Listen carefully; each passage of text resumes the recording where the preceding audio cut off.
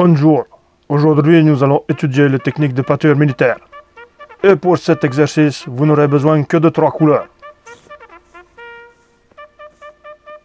Ok, donc bienvenue sur la 3e vidéo de la chaîne. On va parler de peinture encore une fois, on va continuer la peinture des Lehman Russ.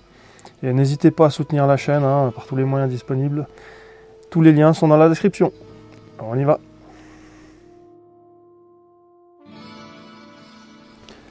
Première étape de finition, on va peindre les chenilles en rifle brown. Les chenilles généralement sont très sales, rouillées, c'est plein de mou.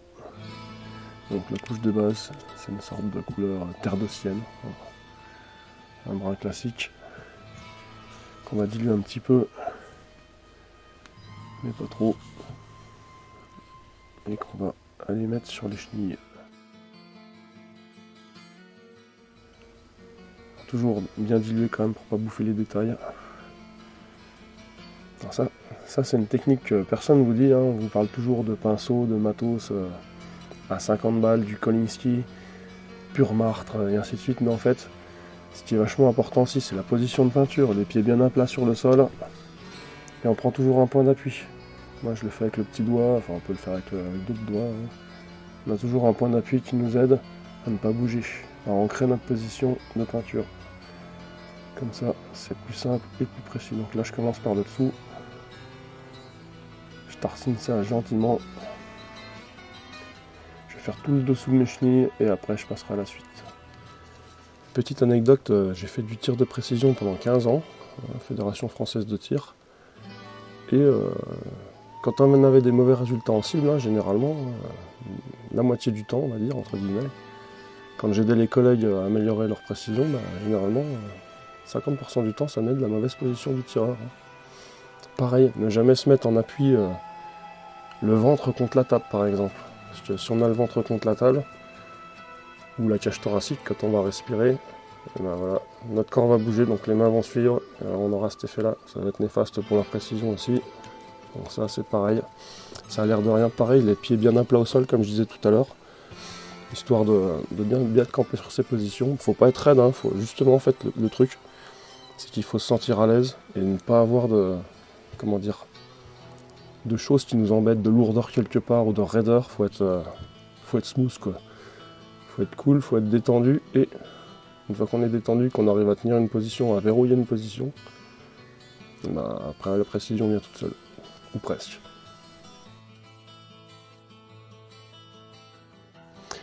Donc on récapitule avec le caporal-chef de la Légion étrangère. Je vais faire le mise au point. Là. Donc, on met les pieds bien plates sur le sol pour stabiliser. On vient prendre le point d'ancrage et après on ouvre le feu. Un autre détail important.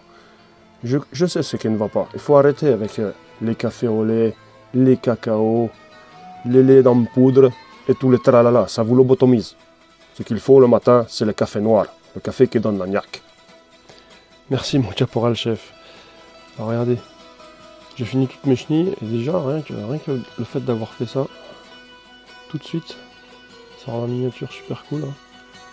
J'ai pas fait grand chose pourtant, tout de suite, ça commence à vivre pas mal. D'ailleurs pour revenir sur la peinture Jeremy Painter, franchement le brun là, c'est super bien appliqué, bien mat. On bouffe pas les détails. Franchement la peinture est cool, validée. Alors maintenant ce que je vais faire, je vais m'occuper de mettre tous mes aplats de peinture aux endroits stratégiques. Mettre toutes mes teintes de base partout et je vous reprends après pour vous expliquer ce que j'ai fait, de quelle couleur et comment. Du coup je vais essayer de faire un petit aplat de peinture là en direct sous vos yeux ébahis. Donc là je pars sur du noir, faire une bande à l'avant du char, ici. Ce sera un endroit où je mettrai peut-être un petit freehand. On voit que c'est tout petit, il faut y aller tout doucement. Hop. Donc là j'ai pas pris ma poignée de peinture pour pas être embêté par le volume de la chose. Et là, on voit que je bouge ma figurine pour modifier l'angle d'attaque de mon pinceau. Faut y aller tout doux. Faut être patient, ouais. Tac. Alors pour la dilution de la peinture, hein, si ça fait des traces, des espèces de stries, c'est que c'est pas assez dilué, donc on dilue. Et si c'est transparent, c'est que c'est trop dilué. C'est tout bête. Faut pas hésiter à charger son pinceau, mais il faut super bien étaler la peinture, toujours. Donc là, je suis en train de m'en sortir à peu près.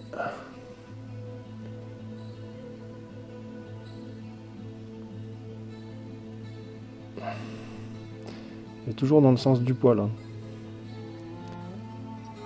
C'est-à-dire qu'on fait toujours glisser le pinceau en fait de la base du poil vers la pointe. Jamais dans le sens inverse, sinon les poils s'écartent et là la précision vous pouvez y dire adieu. Donc voilà, je pense que ma petite bande noire est pas mal. Dernière petite retouche.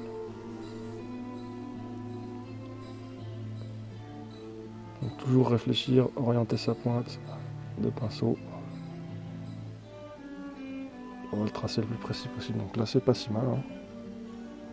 On voit que c'est limite entre le trop dilué et pas assez dilué. Normalement ça va la peinture va tirer, ça va plus haut. Alors je peux peut-être même rajouter une petite micro-goutte d'eau. Essayer d'atténuer un peu les petits stries de mauvaise dilution. Et voilà, c'est mieux là.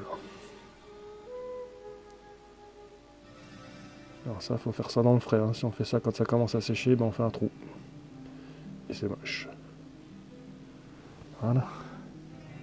On va reparler vite fait des fondamentaux de la peinture sur figurine, donc du pinceau.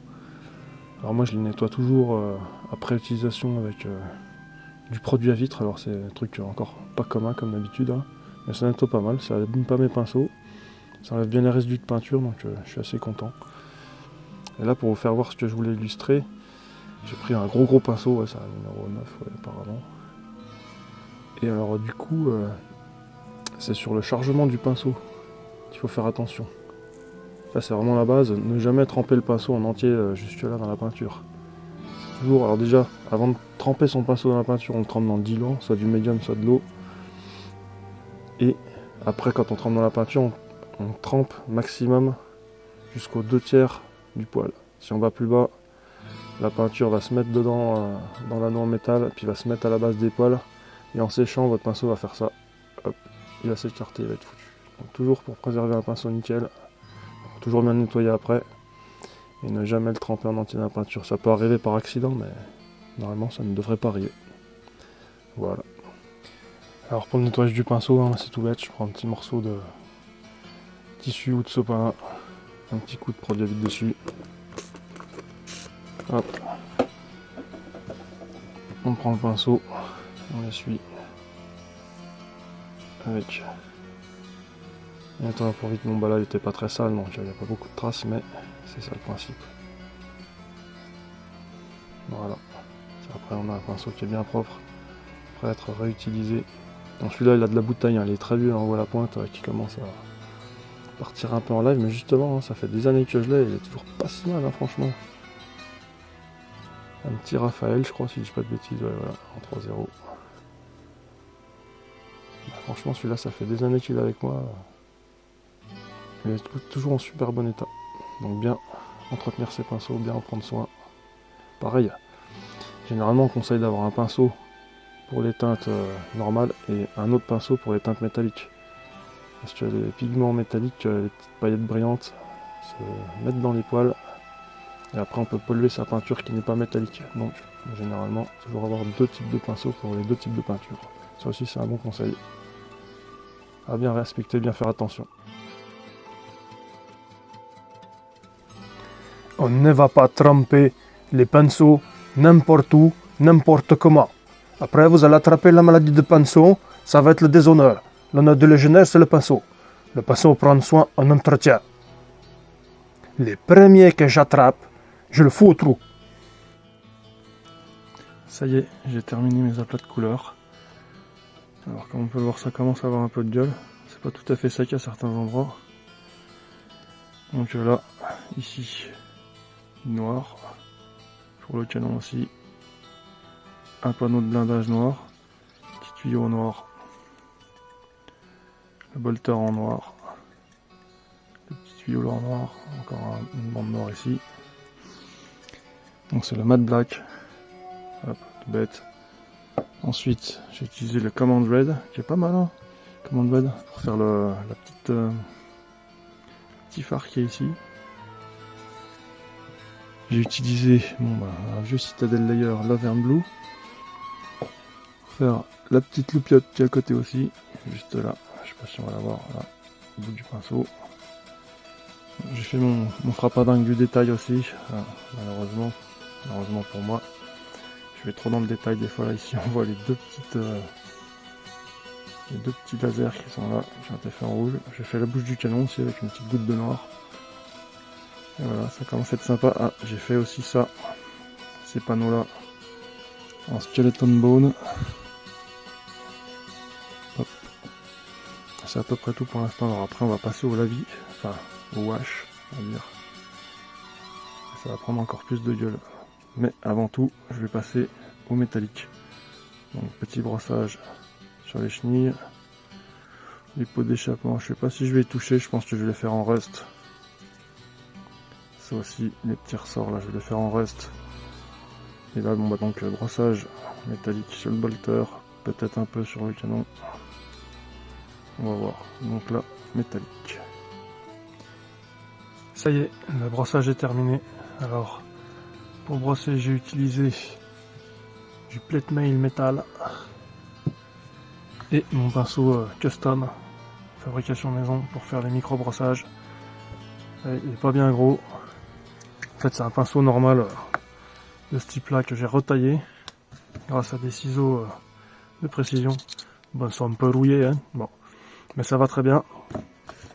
Donc, du coup, j'ai pu me faire mon petit pinceau perso pour faire des brossages de précision aux endroits où je veux. Là, j'ai bien appuyé sur les chenilles, c'est pas mal. Donc on va passer au wash. Je suis désolé, j'ai un problème de micro. Et du coup, les châssis ont déjà été faits. Donc je vais être obligé de washer une tourelle pour faire voir comment ça se passe. Mais j'aurais préféré vous faire voir le châssis, mais du coup c'est pas possible. Donc c'est parti, pinceau humide. Un gros pinceau, hein. On enlève un peu d'excédent d'eau, on prend du wash. Là c'est le Brown Tone de chez Warpaint, hein. Hop. Et il faut essayer de faire la figurine d'une traite, c'est-à-dire on s'arrête pas. On étale généreusement le wash partout, à tous les endroits qu'on veut faire, avec le wash.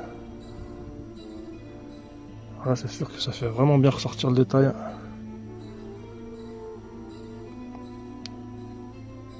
Et là, pour mon armée, je suis parti sur une sorte de grimdark. Mais pas trop, je voulais pas quelque chose de trop sale non plus, donc on va faire quelque chose d'assez soft. Et là déjà ça commence à prendre tout de suite une bonne tronche, hein. Direct on le voit bien. Alors maintenant, une fois que notre figurine est entièrement recouverte de wash, on estompe un peu, c'est-à-dire on essuie un peu son pinceau, on remet de l'eau dessus. Et là on va pouvoir aller chercher le wash où on va en enlever, s'il faut en enlever, pour ajuster les teintes quand même. S'il y a de trop grosses accumulations quelque part, on peut s'en débarrasser comme ça, on vient la chercher. Alors faut bien faire attention aussi qu'il n'y ait pas de bulle qui se forme.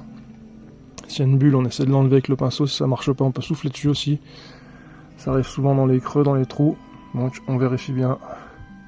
J'ai pas de problème à ce niveau là, mais regardez. Franchement ça prend tout de suite une belle petite tronche, hein. Bon bah là il y a des reflets, mais c'est vraiment sympa. Alors certains pourront s'arrêter à cette étape là, il n'y a pas de souci. Moi je vais essayer de faire encore quelques éclaircissements après. Donc ça sera pour une prochaine vidéo. Je pense que celle-ci est déjà pas mal longue. 15 bonnes minutes, c'est pas mal. Donc voilà, la suite dans une prochaine vidéo. Alors n'hésitez pas, hein, sur toutes mes vidéos, à aller jusqu'au bout, même après le générique. Il y a souvent des petites surprises. Bon, c'est pas grand chose, mais allez voir. ça peut être rigolo. Donc voilà hein, quand même un petit lemon russ avec son lavis entièrement effectué, enfin son wash. Bon là la tour elle n'est pas tout à fait sèche, mais ça permet déjà de voir quand même que c'est quand même assez sympa. Comme je disais, hein, certains peuvent s'arrêter là s'ils veulent. Ça suffit amplement à faire du tabletop. Moi je vais essayer d'aller un tout petit peu plus loin, pas trop non plus. J'ai pas envie de passer 15 ans sur un détachement.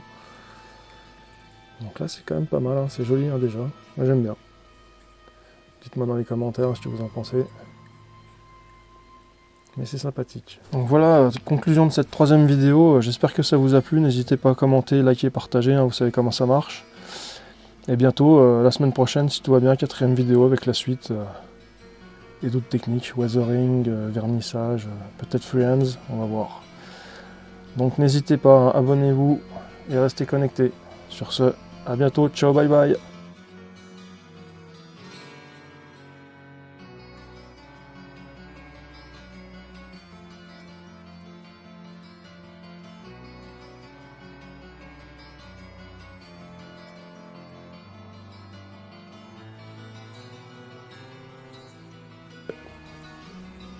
Pourquoi on ne veut pas faire la mise au point? Il est où le spécialiste de l'appareil là? Venez, apportez-le-moi, je vais le foutre au trou.